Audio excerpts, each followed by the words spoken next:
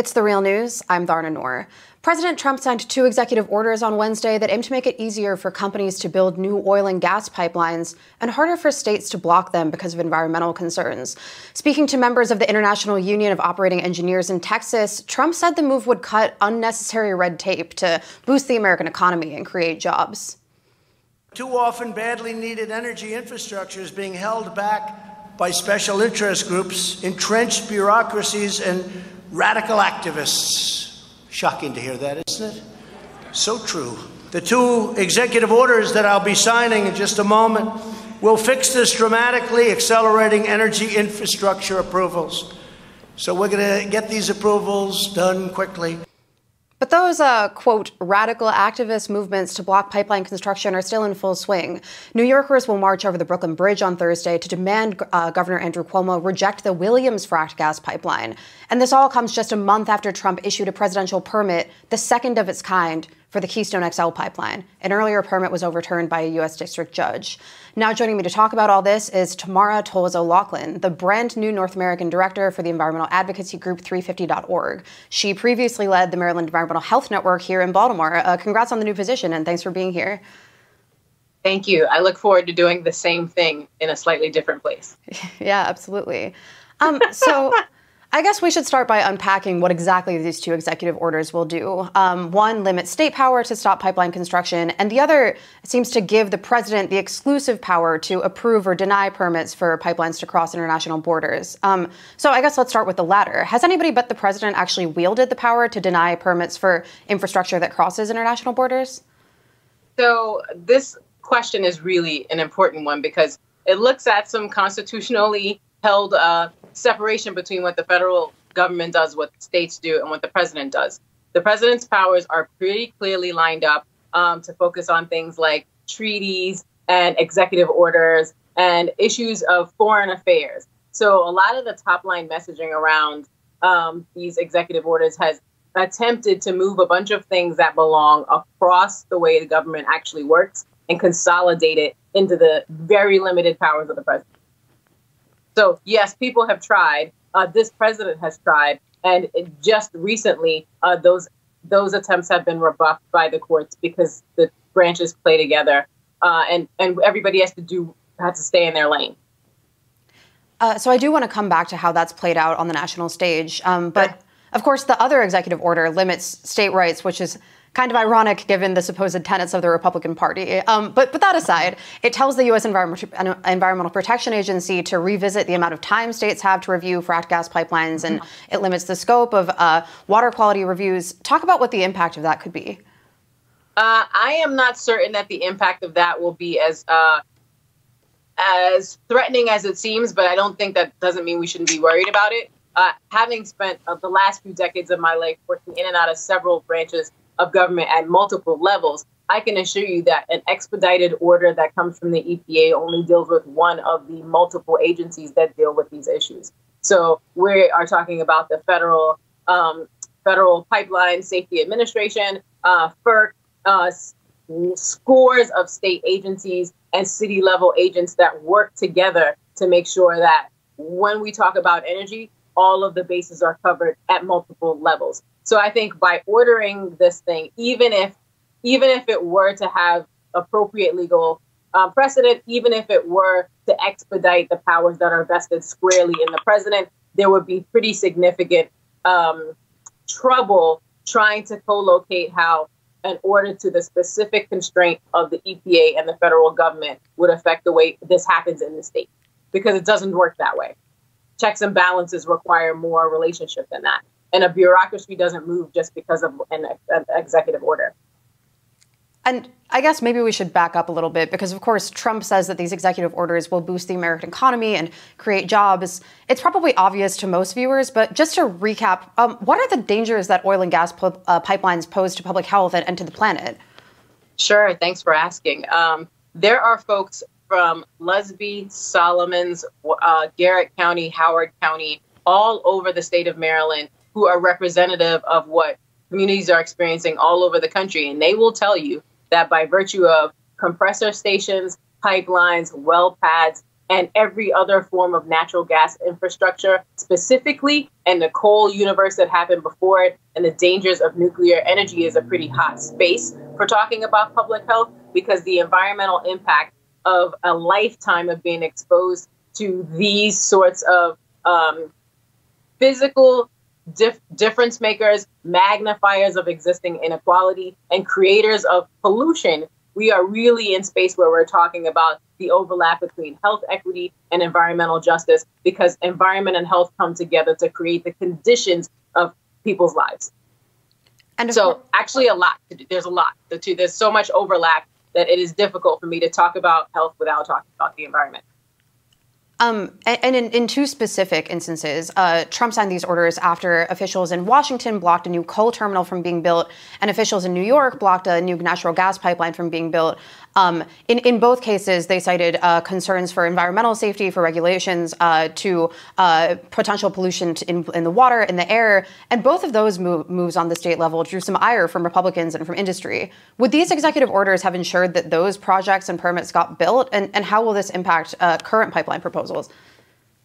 It's difficult to say that in a specific instance where things happen, that a policy that is this sweeping has not been tested, has not yet been substantiated by the other branches of that have to test whether or not a desire for the executive to move something can actually happen, would change the circumstances on the ground. But when we're talking about public health, we are essentially talking about the closest level to where harm is happening, and the right to be able to protect people who are closer to you. So while the federal government has overlapping capacity with the state, it will never have more ability than a state level entity to be concerned with the health of citizens, because it's closer to the harm. It's where Department of Environment and Department of Natural Resources, Department of Health come together. These agencies are tasked with really being close to the work. And if you go down a level below that, you're talking about community health workers and health officers, all of whom carry the weight for things that seem amorphous and for systems like energy delivery. So when people talk about having higher rates of asthma, when people talk about having incontrovertible evidence that in the history of living in a specific place, they have specific kinds of cancer, or they have larger amounts of COPD, there's an increase in cardiac arrest, and all of those things being tapped to what's happening around the energy space, I do think that it will be fairly difficult to make bureaucracies that are built to delay things so that we have a long time to think about them respond so quickly. So in 2012, President Obama signed an executive order, one criticized by 350.org founder Bill McKibben at the time, to expedite pipeline permits. And that order made way for the Federal Infrastructure Projects Permitting Dashboard, which is essentially expedited permitting for fossil fuel infrastructure. Obama made that order while standing in front of pieces of pipe, which became part of the Keystone XL. How much easier has it been for companies to get these permits to build pipelines under Trump? And how much easier, I guess, do you think that these executive orders could make it than it was during the Obama administration? I think it's difficult to say that one strategy versus another is useful. Sure. Because one thing that happens when an executive order happens, regardless of whether it stands or whether it lasts, is that it sends a message to folks who are investors. It sends a message to people who are in the business of destroying people's health and continuing to divert our investments that we could be making in renewable energy and in clean energy and in things that actually protect people's health. It sends a message to them that a pathway is being paved by the power of the executive in favor of continuing to make these horrifying investments in fossils as fuel. So ultimately, whether or not we are in a presidency that I feel comfortable about or a presidency that I abhor with every fiber of my being, we're not in a different position when it comes to opening the floodgates of permitting, of measurements for health quality, for health and water. One of the things that that one of the executive orders points to is the power of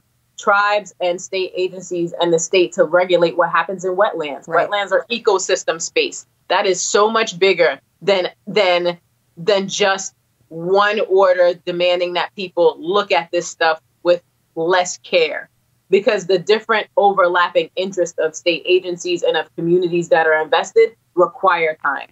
So it works against the work. And whether or not we're talking about 45 or 44, we are not in a different state as far as the power of people to interrupt a bureaucracy that isn't focused on supporting them. Yeah, and many people have said that the reason that this bureaucracy isn't interested in supporting people is because, obviously, the fossil fuel industry has the ear of many people in the Trump administration. Could you talk a little bit about that, like the interests that are at play that would encourage President Trump to sign something like these two executive orders?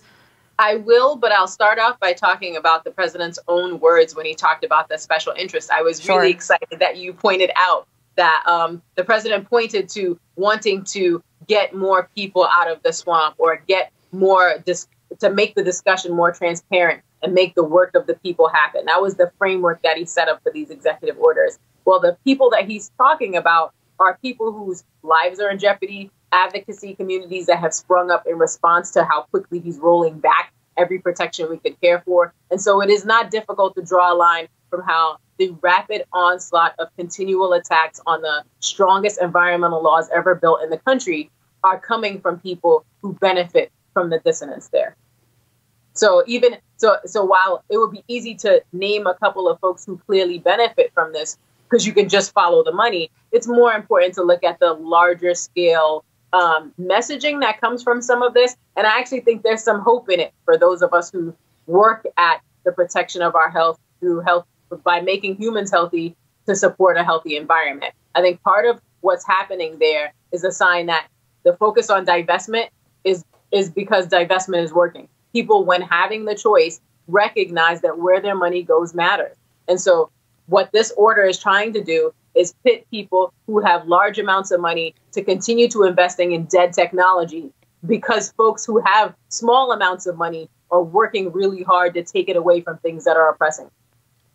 Sure. And 350 is an organizer of, again, an action in New York City on Thursday. By the time viewers are seeing this, it might have already happened, demanding that Governor Andrew Cuomo reject the Northeast Supply Enhancement or the Williams fracked gas pipeline.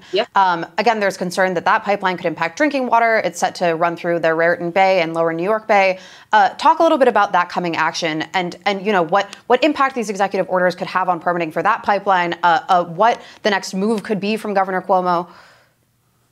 Well, it's our sense that this kind of executive order, whether or not it stands, is designed exactly to come at strong executives at the state level, governors who are focused on protecting the health of their communities. Coming out against Williams is the smartest thing you could do, because as a person who wants to remain in office, you probably have to have people who are able to vote for you.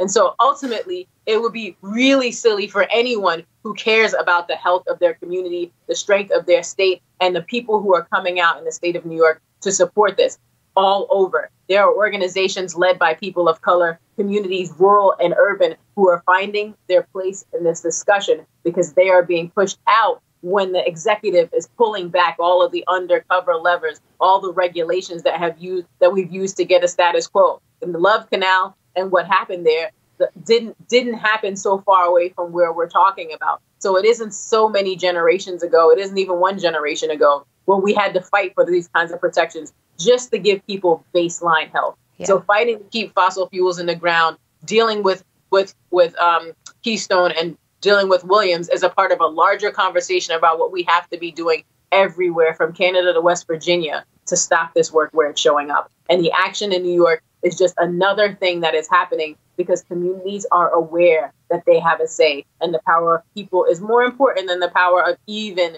the current resident of the White House. And I guess I want to wrap up by asking you what else 350 plans to do to block pipeline construction, what else viewers can do to get involved. I know that you're working with a coalition of indigenous leaders and farmers and ranchers to launch a tour to train people to fight against Keystone.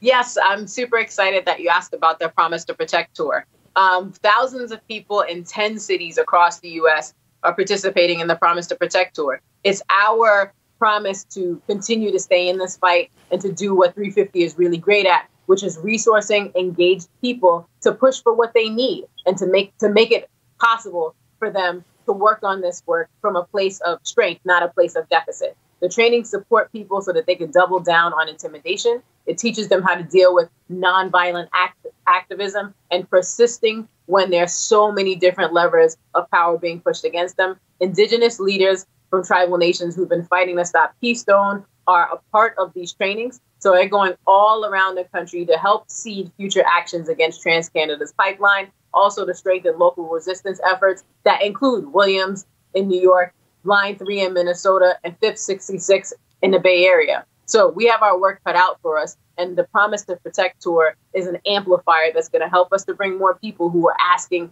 for agency in this work and for a voice. We want to help tool them up. So if you're looking for, we're also looking to expand it. So reach out to us at 350.org if you are interested in having us bring this information, these resources, and this support to your community.